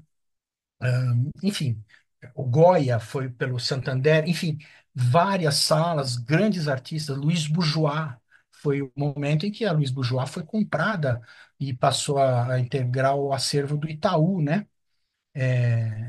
Hoje em dia a obra voltou para a França, a Aranha quis voltar para o seu habitat. Mas ela ficou um tempo aqui no Parque do Ibirapuera, por conta dessas incríveis exposições. Dizem que a Bienal Brasil 500 anos é a exposição de arte contemporânea mais cara já realizada na expografia universal. Agora, como houve muita lavagem de dinheiro, a gente nunca vai saber exatamente quanto ela custou, né? O que a gente sabe é uma história do que fica também em termos materiais, né? Essa é outra preocupação do curso, né? Esse restauro crítico, um entendimento melhor de como que nós lidamos com o nosso patrimônio cultural. Isso aqui é antes de Inhotim, é uma arquitetura do Rui Otaki, e isso aqui era uma mansão, uma casa onde parecia um oásis de arte contemporânea. Quem entrava aqui via obras dos maiores artistas que vocês podem imaginar, com esse paisagismo do Burle Marx, com todas, mas, assim, essa realeza, né, essa opulência do nosso sistema virar uma coisa que foi chamada de massa falida, né? Massa falida foi um leilão com as obras do banqueiro o presidente do Banco Santos, Edmar Cid Ferreira, que chegou a ser preso. Então, nós vamos ler esse incrível texto do Rodrigo Naves sobre esse processo na década de 80, que foi um processo ligado ao universo das finanças e à arte como abre alas. A arte contemporânea passou a ser o abre-alas de grandes corporações, de grandes fortunas, né? E, e isso teve um custo institucional muito grande para a própria Bienal. Vocês podem entender, hoje em dia a gente não desconfia que a SP Arte é feita no mesmo lugar que a Bienal, que o lugar que produz a arte experimental, a arte realmente comprometida, intelectualmente honesta, passa a ser a casa dos vendilhões no tempo, dominados pelo mercado secundário, que é outra inversão super estranha, parece que aconteceu a partir do dinheiro do agronegócio. Quer dizer, você ter quadros brasileiros que são mais caros do que os quadros do Picasso lá fora, né? Então, é todo um processo de, na verdade, também que é muito voltado para o Brasil para a monocultura. Então, nas artes também tem isso, né? Nós temos um país vocacionado para muitas culturas, diversidade, miscigenação, mas de tanto em tanto existe uma espécie de recapeamento da coisa a partir de valores mais monetários, né?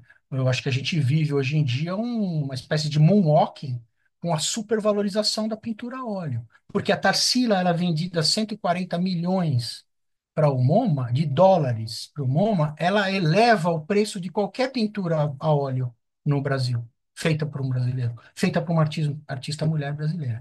Então é um jogo muito. Quer dizer, e os artistas que venderam as obras do Edemar, eles não têm responsabilidade nenhuma nisso? Os artistas que são comprometidos, como é que funciona essa relação, né? Eu não faço eu não sou da área de economia, eu tenho referências críticas e teóricas aqui que eu estou apresentando para vocês. Esse texto do Rodrigo também é em PDF, como as entrevistas que eu fiz com os artistas. Então a gente vai pensar nisso também, tá? Aí nós temos, bom, temos reflexões sobre essa questão do mercado, colecionismo. Eu acho que é um momento dos mais interessantes para a gente pensar isso. A gente vai ter a feira também, no curso do curso, né? E a exposição do Warhol. Então, é um momento também muito bom para quem quer estudar arte brasileira e o mercado de arte brasileira, por que não dizer, né?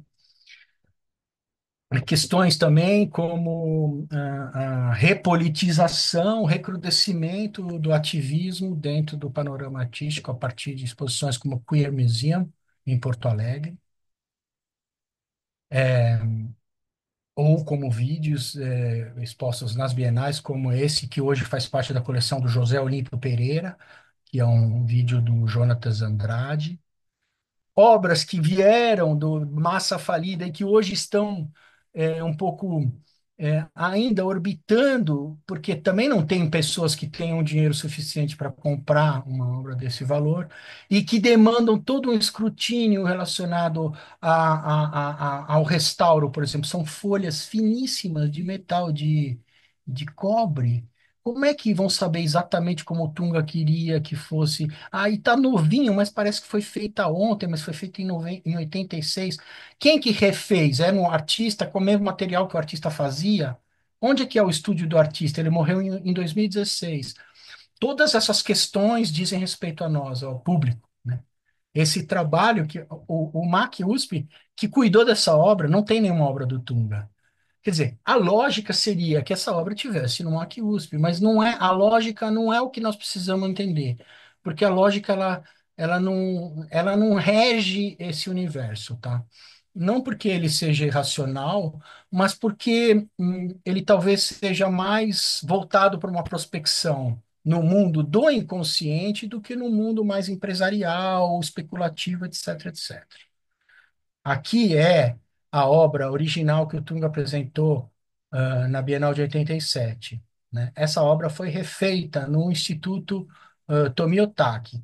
A diferença é tudo, né? É o tamanho do pé direito da Bienal, do Niemeyer, o tamanho do pé direito e a arquitetura que o Ryotaki concebeu para esse dispositivo instalacional, E o fato de que tudo isso é feito com limalha de ímã, um pó, uma coisa de uma dimensão microscópica. Como que seria possível refazer isso? Quem que teria a partir de fotos? Mas não é uma miríade, é como se você quisesse refazer a superfície da Lua, né? Então, a crítica também é o fato de que o mercado, às vezes, para incorporar uma obra ao museu, tem que cortar ela no meio, por exemplo. Tem 15 metros, mas e o artista, será que ele deixaria? Será que ele deixaria que a obra fosse exposta na frente de uma escada rolante no Tomiotaki? Então ficam essas perguntas, vamos falar sobre isso, porque vocês também são público, vocês também estão visitando essas exposições. A maior parte dessas exposições, as mais recentes, pelo menos, eu visitei com a própria Super Bacana. Fiz grupos e fomos visitar, né?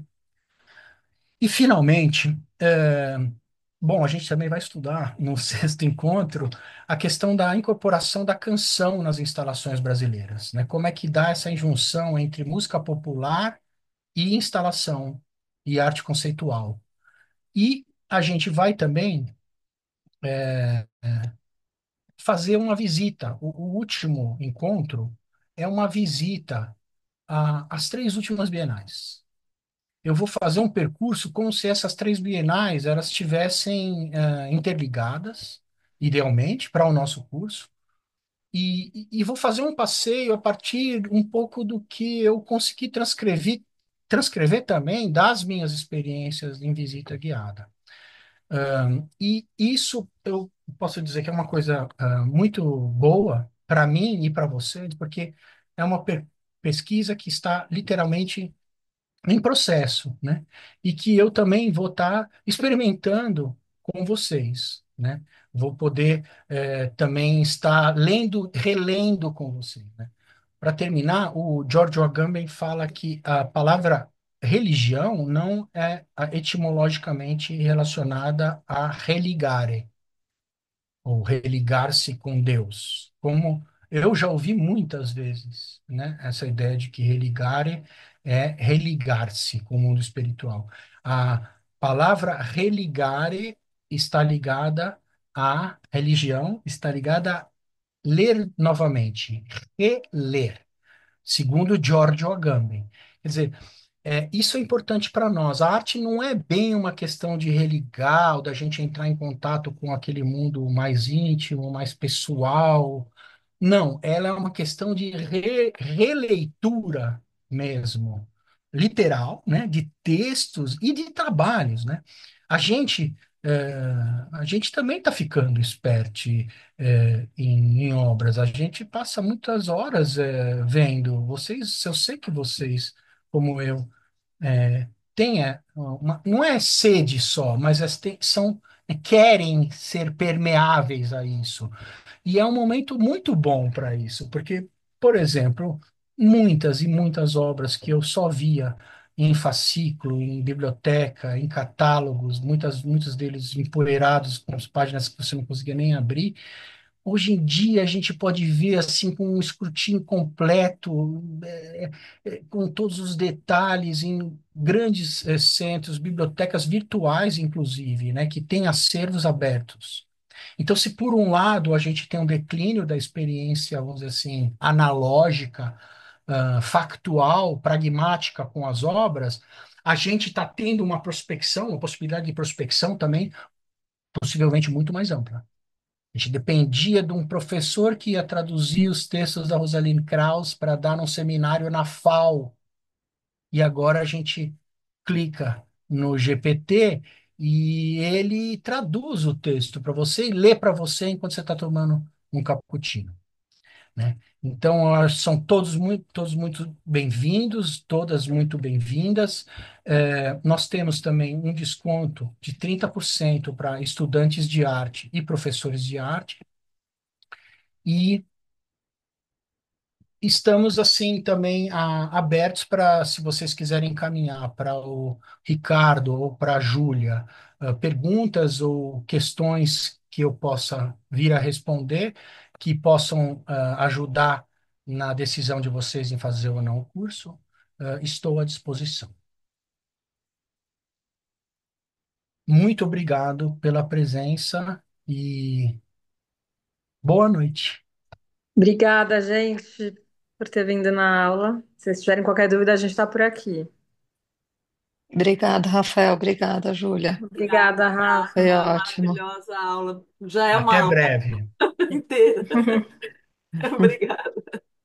Tchau, Júlia. Obrigada, Obrigada. Rafa. Boa E eu não noite. compito, eu não vou competir com Roda Viva. Dá para ver minha aula e assistir. Tchau. Boa Tchau, Obrigada. noite. Tchau, tchau. Rafa. Boa Obrigada. noite. Beijos. Beijo.